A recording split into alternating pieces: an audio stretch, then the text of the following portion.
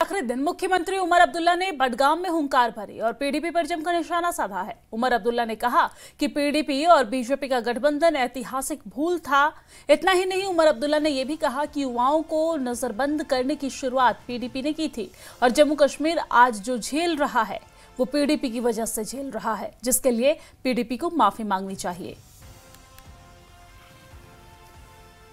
गिन के बताएं, जरा गिन के वो काम बताएं, मैं भी सुनना चाहता हूं।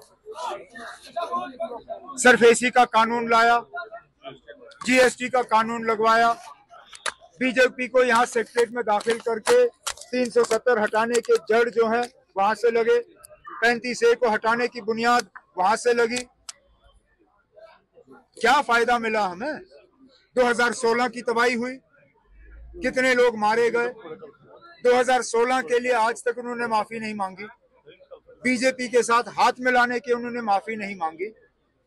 अरे कम से कम अब इससे अच्छे तो हमारे लेफ्ट पार्टीज हैं, सीपीआई, सीपीएम, जब उन्होंने गलती की और ज्योति बासु को मुल्क का प्राइम मिनिस्टर बनने नहीं दिया, उन्होंने कम से कम ये कबूल किया कि it was a historic blunder. वो आज भी कहते हैं it was a historic blunder.